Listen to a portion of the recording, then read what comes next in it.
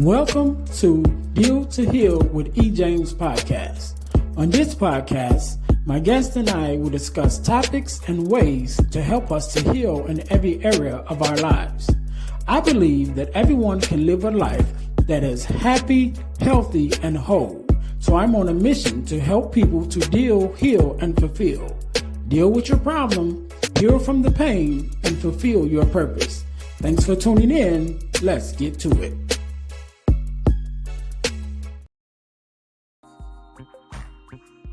Hey guys, if you're enjoying this podcast, then I know you'll enjoy the Girl Dad Discussion podcast. I'm your host, Ernest James, and I believe the relationship between a daughter and her father is one of the most important relationships a young lady can have.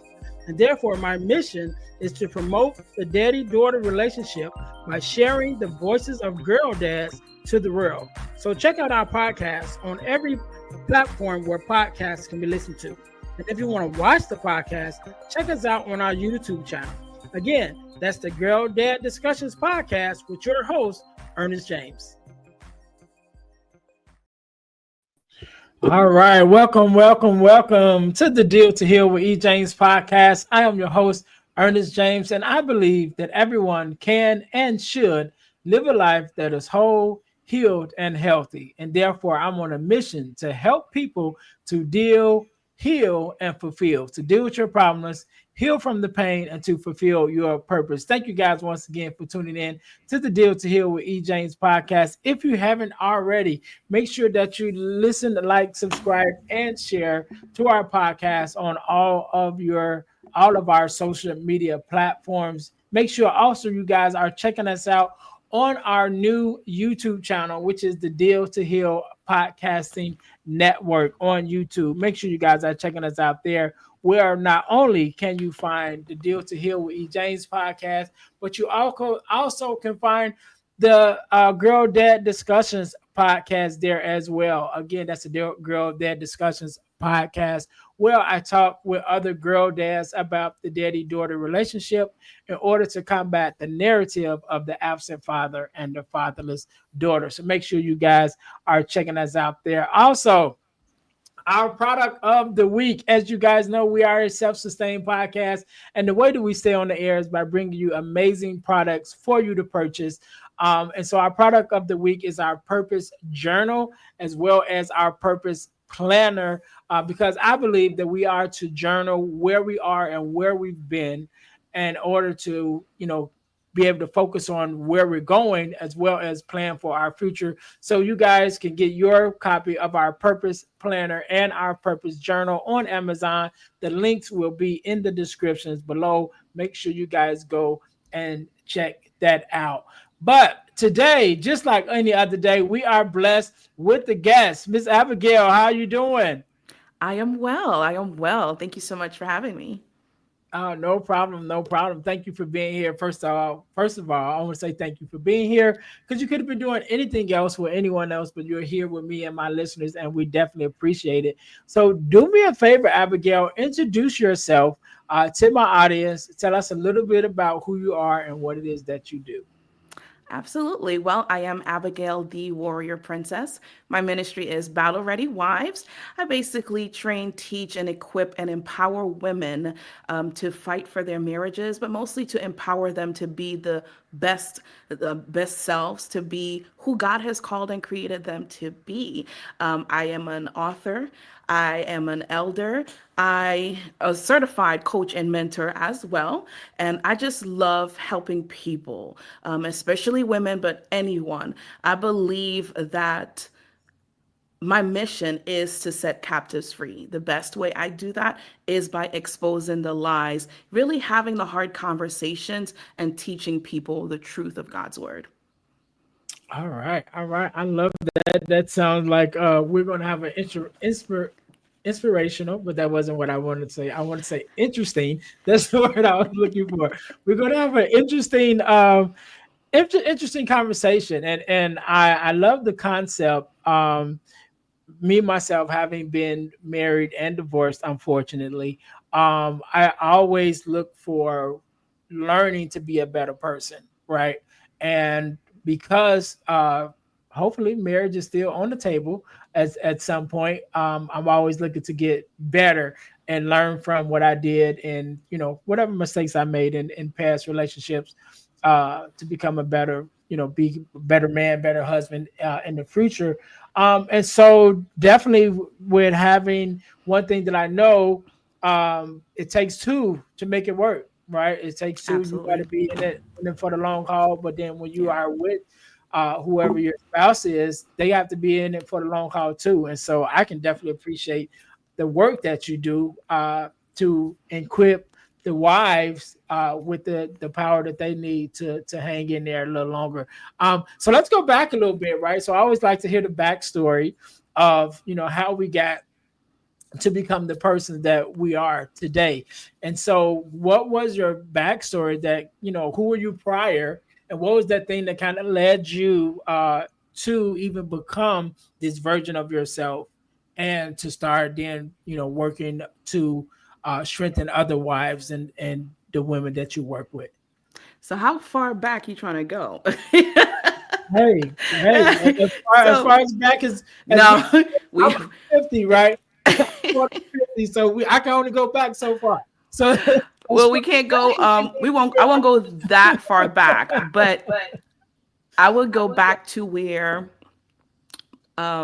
basically what really created or inspired the woman that you see today. I yes. believe I've always been bold, so to speak.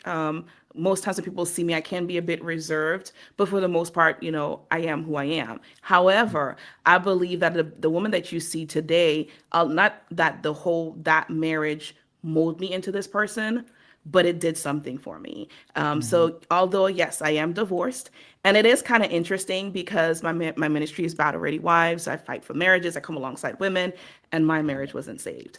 But I'm here to tell you that God still blessed me within that marriage, as Mhm. toxic as it was. But with everything that I learned within it, the thing is that God still used it to bless me. And one of the main things that I learned out of it was the importance of, or the influence a wife has in marriages, and the importance of praying and your authority. So that experience that I went through, it basically birthed my ministry, and the woman that you see today. Although the marriage did not survive, I am 100% confident I am a better wife because of the experience. And so I do not regret the experience at all. I am very thankful for the marriage. Although it did not survive, God blessed me tremendously in it. And I'm happy to talk about it. So I'm going to stop rambling. Oh, Hopefully that answered your question, because I just gave you a little skim because we got a lot to touch and talk about. But basically I would say that because there was a lot. The reason why I look at the marriage as a blessing because it was very toxic. It really was toxic. However, but even in spite of, there were still so many lessons that I learned. I like to say God saved me from myself, and He used the marriage to do it. Because and when I say toxic, I'm not in the mindset of, I understand, we like to toss out the terms narcissist and stuff like that. And I've mhm. done some extensive study on those. But the thing is with that is you can't have one without the other. So I think it's kind of like unbalanced. We talk about narcissism a lot, although I did experience a lot of that. The thing is that God exposed me. He exposed my toxicity. He exposed the areas, that I like, the areas that were insecure. Like there's so many things. I was like, me? I'm the problem? Mhm. I beg your pardon. And that's why I'm so thankful for the experience, because the woman that and although I felt like I came into the marriage very prepared, wanting to be that submissive wife, there was a lot that was exposed that I just did not know was there. And I'm so like eternally thankful for the experience. Yeah, yeah, and I want to we'll touch on that. I definitely want to touch on that, but I want to go back to something that you said earlier, which was as toxic as your relationship was, your marriage was, there still was some things that came out of it that God will use, right? Yeah. And I agree 100% with that, because if it had not been for my marriage and unfortunately my divorce, I wouldn't be on this podcast. because that is how everything kind of started with myself and those who Mm-hmm. know my story. Um, but I'll just throw it back a little bit myself. I end up going through a divorce, and after coming through the divorce, I began to look at my dating history. And one of the things that I realized that every woman I've ever dated was a fatherless daughter. And Mm-hmm. so that led me, me being the person that who I am, it's like, okay, how can I help? Right. And so I end up starting a Instagram page called Friends of Fatherless Daughters. And I would go on Instagram and I would just give my opinion as a father, as a girl dad, as a brother with 5 sisters, being raised in a two-parent household by my dad, watching my dad raise my sisters, just giving my viewpoint from a man and a father, like I said, and a girl dad on ways to help fatherless daughters, for Mm-hmm. fatherless daughters to help. And I started doing that, and then I was asked to be on a podcast and several podcasts, and then one of those podcasts, I had a conversation with the host afterwards, and he was like, "You know what? You should have your own podcast." And started that podcast, and now who we are, almost 200 episodes later. You know what I mean? But it Yeah. started because I went through this transition of you know marriage and divorce, unfortunately. And I always like to say this, that it has nothing to do with my ex-wife. My ex-wife and I are still very good friends. We've been known each other since kindergarten. So one of the things that was very important to us, even during the divorce, was to make sure that we didn't lose our friendship, even though we were losing our marriage. Mm-hmm. Because we were friends longer than we were married. And so we've been able to do that. So anytime I talk about, my story of how I came here, even though I would say it came out of my divorce, it is not, any reflection on my ex-wife, who's again my one of my best friends. But that being said, coming out of that, there were some things that I learned about myself too that I had to take in consideration.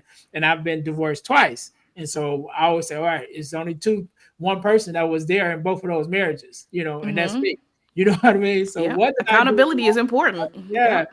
What did I do wrong? What can I do different? And learning those things. So yes, like you to go back to why I mentioned all of that was because yes, no, even though there are some things that transpired in the marriage that probably we didn't like, yet and still those same things God would use through us or to us to change some things within ourselves to make us better, and even change use it also to change some things for other people to make other people better, even though Mm-hmm. you had to go through that experience. And so yeah, I do believe 100%, like you said, that no matter what it is, God still can use it for our better. And we are examples of that because here we are. Yeah. Yep. He works all things together for those who are called, love God and are called according to his purpose. I believe that 100%. Yeah, yeah, and even with that, I always say, we as church people, and I grew up in the church, and my whole backstory with that, we love to quote that. You know what I mean? All things work the good for the good of those that love the Lord, and but I think we forget that when we say that it says all, all. Not Hmm. just the good things, not just the bad things, but all of All it. things. So yeah, if we really believe that, then we have to embrace the good with the bad as well. Um, but I want to go back a little bit because we kind of touched on it a little bit, but you mentioned about looking back on your marriage and then realizing like, oh, some of these things was my fault, or I played a part in some of these things. Yeah. And Hmm. I think when we go back and look at our marriages, or look at our relationships just in general, and we acknowledge that, have that acknowledgement of accountability to really look at what parts we played, and how can we do better, then I think it helps us as we move forward. And so in your experience, how important was that, that even going through your marriage or going through that, being able to see where, okay, maybe I could have done this better, and then how do you use that even in your story to empower these other wives to say, hey, you try to maybe look into these areas where you might be a little blinded, yourself because you're focusing on your husband, but maybe it's some things that you might need to adjust to. Yeah, one of the things that I quickly learned, and I always talk about, and any Christian would know, like when you go to pray to God about a certain situation, He always turns it back on you. Mhm. And so that's the key thing that usually I'd be like, when I looked into, when I realized, whoa, so I'm a part of the problem. Okay, so that's one main thing because, and I'll just kind of touch a little bit on the narcissist topic, because it's talked about a lot. And believe you me, we do have some individuals we deal like that, but I think it's just so one sided. And I'm Mhm. bringing it up because that's the key thing with a lot of the process of the women that I deal with, because we're not talking about him. And this is not excusing him for whatever has happened. That's not saying it's okay. We're not Mhm. doing that. But it's to empower the woman to realize, one, you are not the victim. And also, two, to help you look at things from a different perspective. Because a lot of times we're looking at it as like me, what I'm doing wrong, or what's being done to me, rather. Like I'm hurt, like they're ignoring me, they're abandoning me, they're being mean, they're not doing this, they're not doing that.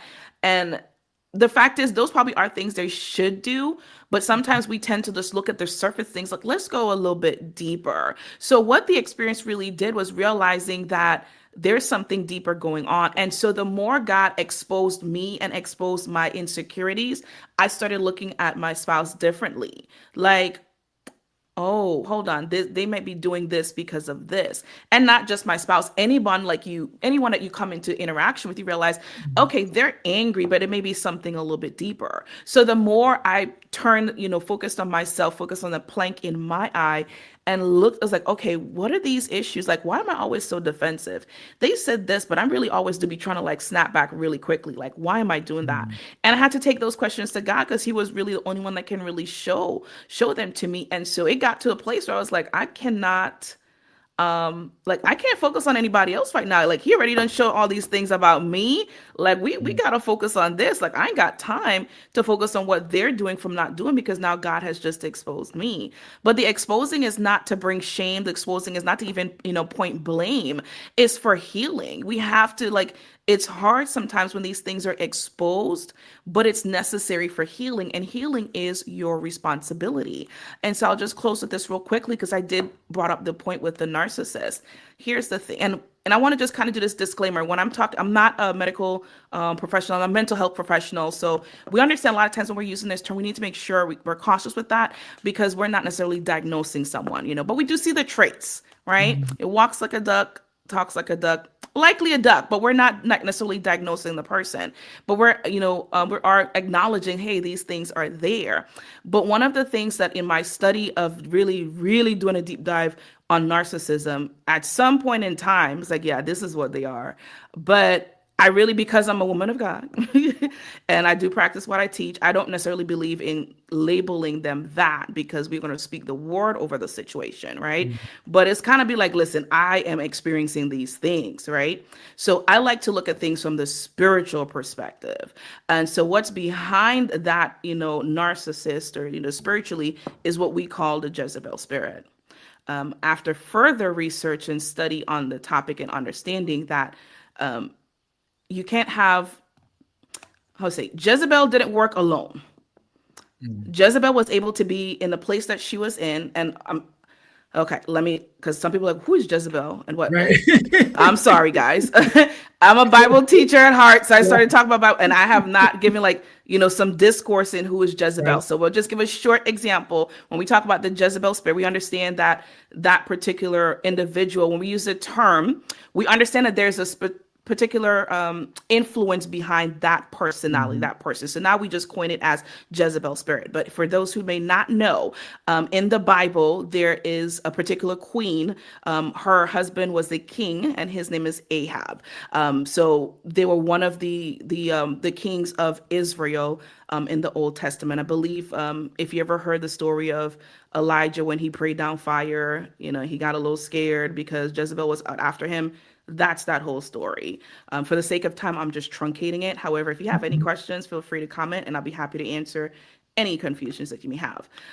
So basically, I brought that up to say we understand what we call like the narcissist. We really, understand there's a Jezebel spirit behind that. The reality is you can't have a Jezebel without an Ahab because their dynamic is toxic. So like a lot of times we just focus on, oh, they're this, but something attracted them. And this is not to blame the person, but it's just a kind of, we need to open up and have this conversation. Mhm. There was something within you that allowed that. There was something within you. And for me, I'll just speak for myself. There was brokenness, there was insecurity. So I did not realize the places within myself that was welcoming and opening up this particular spirit to have dominance in my life because of my insecurities. And so I only bring it up because this is how we heal. We have to look back at us. So I try to take the lens off of pointing it to others and be like, all right, let's address us. Let's look at within us. Let's see what's going on. Because the moment you get to that place where you can acknowledge and take accountability, not blame, not go into victim mentality, just take accountability and you heal, you will no longer have to deal with that person in your life. One of two things are going to happen.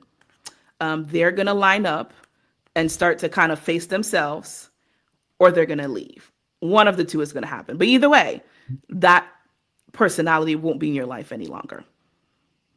Yeah, yeah. And I like something. I want to go back to something that you said because when it comes to uh, the people that we attract, they are attracted to something, right? They're Mm-hmm. attracted to you for a reason. And which going back to what I was saying with the fatherless daughters is like there's a reason why every woman I've ever dated was a fatherless daughter. Like there's something that I have to acknowledge within myself that's attracting that. You know what I mean? That is that attracting that personality. And I Mm-hmm. think when we take accountability, excuse me, I think when we take accountability and take ownership of the parts that we play in our relationships, because Yeah. in every relationship that you're in it. You know what I'm saying? Like you Yeah. can look at the other person, and let's say if you had 10 relationships, you can look at all 10 of them, but there's only one person that was in all One 10 of those common relationships. denominator. Yeah, and that's yourself. And so when you start, and we can go, I want to, kind of go into the healing part of it, Yeah. and work on acknowledging some things and ways to help us to heal. But I think that it's important that we acknowledge that, okay, what part did I play in this, Yeah. and why do I attract this certain amount of this certain people, this certain demographic. And that was something that I had to come to terms with myself once I came to the realization, like, dang, everybody I've dated was a fatherless daughter. Like, how was that possible? You know what I mean? Like, I wasn't out Mm-hmm. here like, let me look for the girls that ain't got no daddy. You know Right. what I mean? Like, that wasn't my mindset. And then coming from a two-parent household, that wasn't even my example growing up, and so I had to Mm-hmm. really look into myself and realize, okay, what are the things, that's attracting or attractive to this demographic that you keep attracting.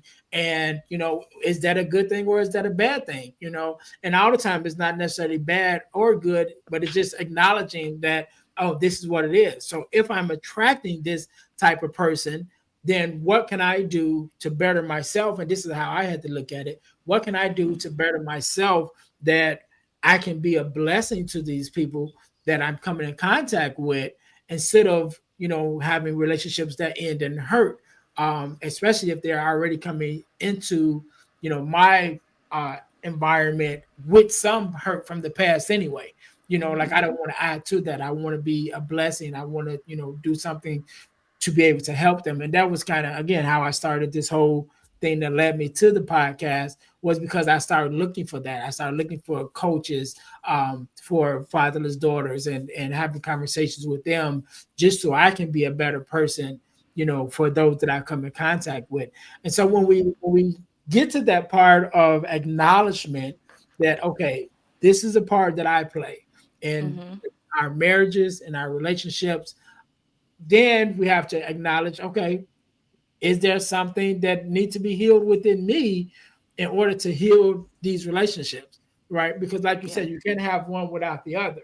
And so if there's something that needs to be healed in them and they're broken, then they got to be attracted to me for something that's in me, either that's healing towards them or something that's broken as well that I Yeah. have to acknowledge. And so, in your own journey and as you, begin to help the wives to even process it, from that viewpoint, what are some of the ways or some tips that we could use to kind of, or they could use to kind of help us to be able to acknowledge where we are, to acknowledge the hurt that maybe needs to be healed within ourselves, and then how do we use that to be a positive moving forward in their marriages.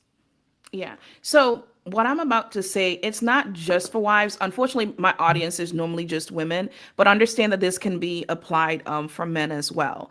And so the key thing is like one of the things that I learned as far as what was exposed was my insecurities was exposed.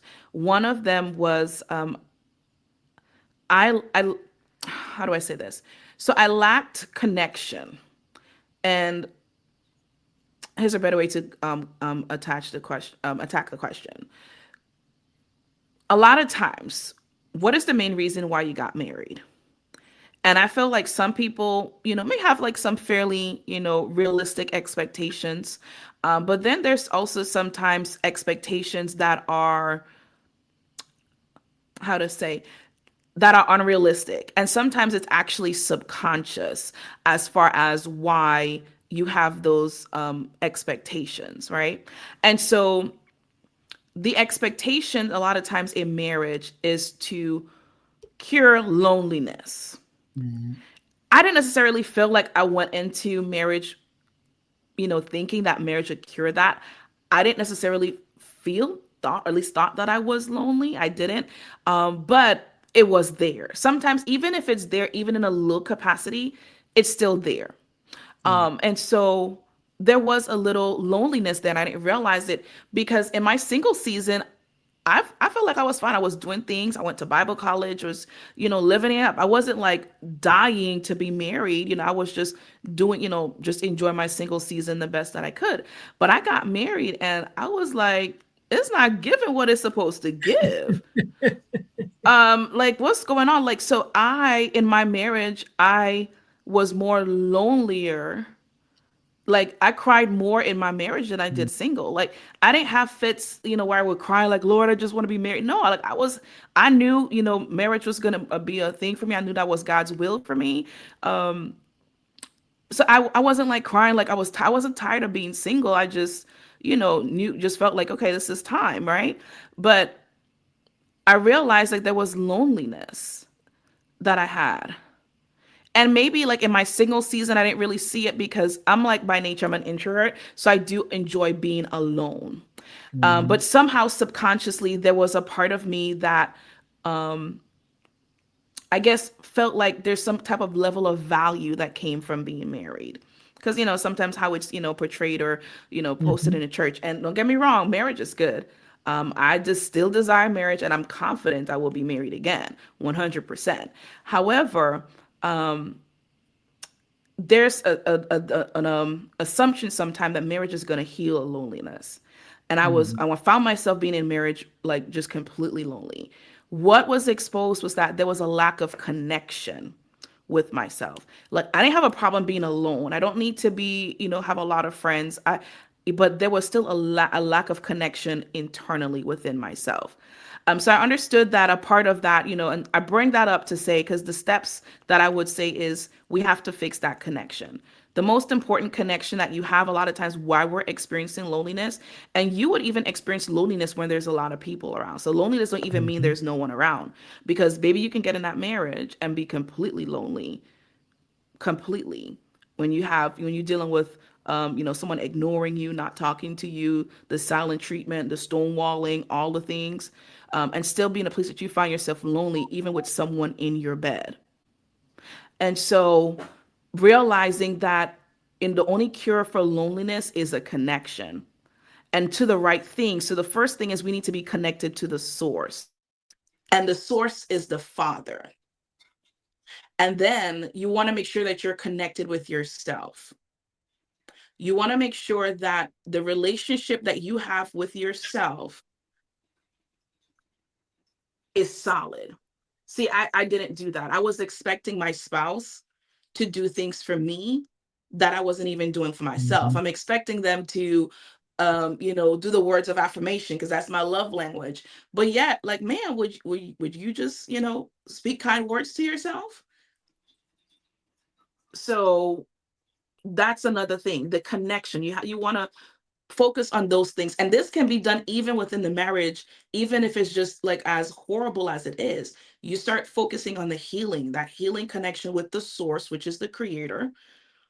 You want to get connected with him, then get connected with yourself, and then start from there, work on the areas that need to be healed, because the more you work on that relationship with yourself, the other relation with God, and then with yourself, the other relationships are going to fall in line, or they're going to fall in away, because people tend to, because what attracts you is your trauma. A lot of times, you're trauma bonded. And so when healing starts to take place within you, like I said, one of two things are going to happen. The toxic individuals, whether it's a family member or a spouse, it'll either trigger something with them, which they'll want to start searching for healing for themselves, or they're going to leave because they can't stand it, because they're just so used to the toxicity, and they're not willing to let it go.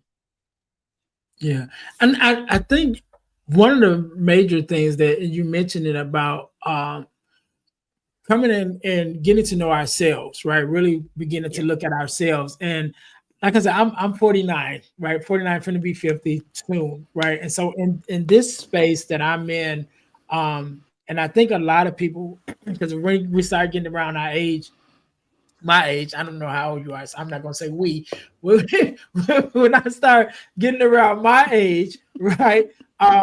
We started going through what we consider midlife crisis. And I think that Hmm. the midlife crisis is because we lose ourselves and we don't take the time to figure out who we are in this moment of our lives. Because generally around this time of our lives, our kids are growing up, so the kids are leaving. You know, uh, Hmm. that's a big thing. If we have children, the kids are leaving, because a lot of times when we get married, especially in marriage, we get married, it's like, oh, it's all about us. And then you have kids, right? And then it's like, oh, now Yeah. it's all about the kids, Yeah. and then once the kids are removed and grow up and move away or whatever, now it's like, oh, it's about us again. But now we're not who we were 20 years ago when we first got married, Yeah. before we had kids and all of that. And so we have to be able to, number one, get to know ourselves, like, okay, who am I in this uh time, in this season of my life? Who am I? And then who are we as a union in our marriage in this season too? Because we are two people that change and have changed, and I think that we don't, a lot of times, don't take the time to really begin to invest in ourselves and knowing who we are, like ourselves on a deeper level. And because we don't do that, it's hard for us to get our mate to appeal to us the way we need to be appealed to, because we don't know. You know what I mean? And you mentioned Yeah. like the love languages. If we don't know what our love language is, how can we expect somebody to speak it? You know what I mean? Because it'll be foreign to us as well. You know what I'm Hmm. saying? So I think that we need to go. I think that's a very important part in our healing journey. Actually, like the start of our healing journey is really beginning to know who we are and beginning to know ourselves on a deeper level. And then even going back to what you said earlier, when we started talking about the accountability, to finding out, okay, if this is who I am and these are some things that hurt me, why do they hurt me? You know what I mean? Did they always hurt me? Because again, we change. So you may find some things that in your single season, that didn't bother you at all. But Yeah. now in your marriage season, now all of a sudden you realize, oh, I'm kind of sensitive when somebody says something to me. But when you're single, Hmm. somebody said the same thing, you're like, psh, it didn't matter. But Yeah. now, because you're expecting something, maybe, or you're expecting to be communicated in a way, in a different way, and now that you're not getting that communication the way that you want it or think that you want it, now you're feeling some type of way about it. But it takes all of us to really be able to look at ourselves and say, okay, why is that? Why am I feeling this way? Why, when, you know, Abigail told me, I don't like your haircut because you bald, it felt, made me feel some type of way. But when John, you know, Sally over there said it, I didn't feel some type of way. Why is that? Why is that same sentence come with different weight to it when it's coming from different people? Yeah. But we only get to know that when we really start looking at ourselves and really digesting, like, who am I in this season of my life? You know? Yeah. Yeah. So I really like that. So before we get out of here, right? Before we get out of here, I want you, one of the things you mentioned to me, right? Because I know you Okay. have the program, Hmm. right? So I want you to talk a little bit more about the program and definitely how, you know, the women can get in contact with you to work with you. But you also mentioned about a project that you're working on, um, be it your book. So tell us a little bit more about that, and so we're looking forward to that, and then Yeah. also share with us more about your program. Yeah, absolutely. So my book is called The Marriage That Was Meant to Break Me, But God. And so basically, a lot of those sensitive areas that I was talking about, like really, the book is my testimony of Mhm. how God saved me from myself, and He used this marriage to do it. Because I believe the marriage just really exposed these areas that there was so much brokenness. And mind you, I thought I was good, Bible college graduate, know the word, preach the word, teach the word, all the things. But there was still so many of these brokenness, these places that were just dormant that didn't realize was actually there. So the book is, I don't necessarily go into gory details about the marriage because I don't necessarily like to highlight the bad. Like, we're Mhm. past that. And again, and I think for me, a lot of times the way how I teach is, but I live by example. And that's why I say, really the book is exposing me. It's exposing my flaws, the things that I've learned. It's exposing some sensitive, details and topics that I kind of like telling myself, really. It's not about like, talking about, oh, well, this is what my ex-husband did to me. Da, da. No, it's more so like, hey, these are the things that I experienced. This is what kind of came out of it. So it's my testimony really of how God saved me from myself by exposing these things. And so I really hope that the book really encourages others to look into themselves and work on that healing. And that's going to take time. It's not like an overnight process. I'm still going on this journey. I'm just not where I used to be. But I'm thankful for the process. But I think, too, the book also opens up the doors to have some hard conversations. So I Mhm. kind of left things a little, not like, again, I didn't go into detail about certain things, but it still kind of leaves the door open. It's like, hey, when you said this, like, what did you mean? Let's talk about that. Because I think that's what the book is really going to do. It's going to be like a conversation starting a lot of pieces, but it's really just my testimony of how God saved me from myself, something that was meant to destroy me because it's a lot when you go through, if anyone has been through a toxic experience dealing with narcissistic abuse. And again, I think a lot of times when people talk about abuse, you think about abuse, you only think about physical. There was no physical abuse, but there was emotional neglect, and that still can be just as detrimental to any individual. So I just share like how, despite all of that, here's the wisdom that came out of that. Here's the healing that came out of that process. So it's my testimony. I love it. I love it. And so tell us a little bit more about your program and how can the women get in contact with you, and what do you hope that your program, you know, will give them once they finish? Yeah, absolutely. So you can find me on battlereadywives.com. From that page, it kind of opens up all the different things that I have going on. So right now, I'm just working on the book. There is some programs that I'm having coming up. I think the next one that I'll be working on shortly is my Hush and Pray challenge, and it's really a 30-day prayer challenge. Really, whereas again, I'm a prayer warrior, so I teach on how to pray. I teach about the importance of prayer. I teach about your your authority in prayer. And but the thing is, I'm more practical with my teaching. So each day would have like a different prayer topic, and I'm working on a journal to go alongside of it. But with the program that I want to have, because I did this challenge before, but with this time I want it to be a little bit more intense, whereas instead of I'm just leading you in video on prayer, I want to be able to have a space where we really talk about some things. And I want to really help people to see what prayer really is, because I think there's a misconception of what prayer is, and in a lot of ways people use prayer as a tool for manipulation and witchcraft, and that's not what it is. So just to make sure you have the right heart posture, so really teaching on the basics of prayer, how to pray, and cultivating that place of prayer. So that's just an upcoming program that I have. I also right now have a devotional, 5-day devotional, that you can get on my website. That it's for free. This is for those who when you prayed for something, you didn't get it, but still finding the broken, that God can still even use the broken things. And so that's just a devotional that I have. It's a free gift. So if you go on the website and you just go on the link for free gift, that'll be there for you. I have many different things coming up. I feel like I'm now really kind of like my coming out season. So that's just the things that I have on mind right now. But for me, the impact I want to have is to really set captives free.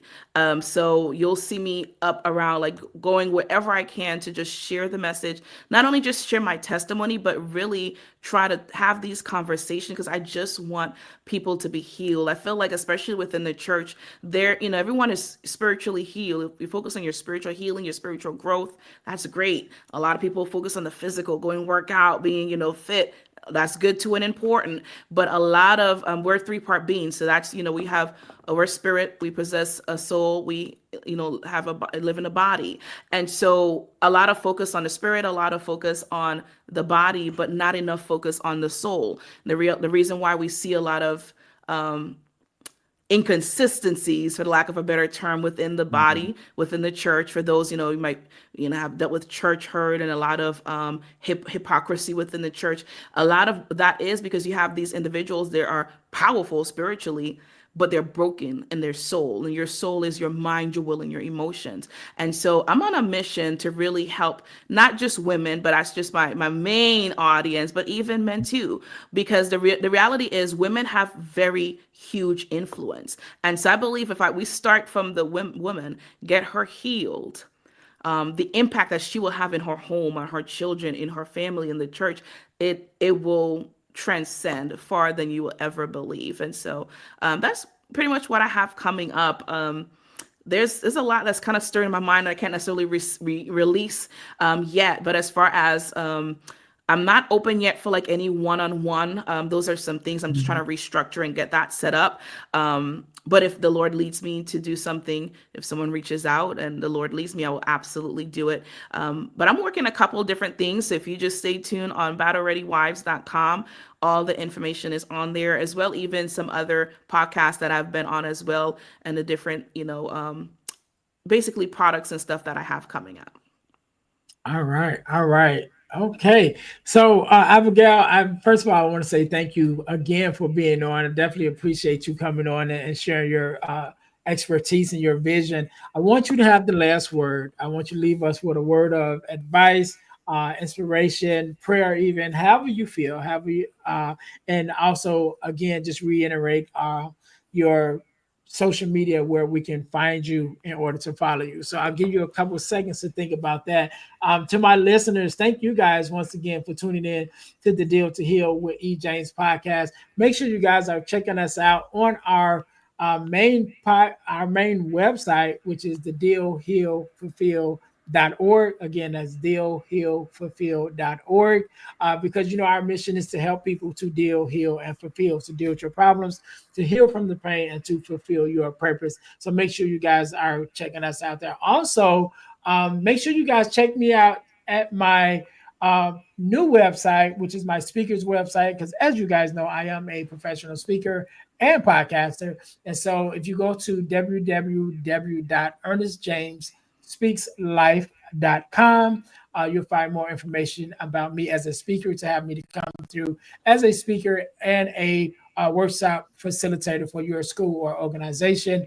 Definitely go and check me out there. Again, that's ernestjamesspeakslife.com. Make sure you guys check me out. Also, ebooks by ejames.com. I have several ebooks that I've written again to help us on this journey that we are on, including the core four, which is the four core values that every daughter should get from her father. That is a book, ebook that we actually talk about on the Girl Dad Discussions podcast.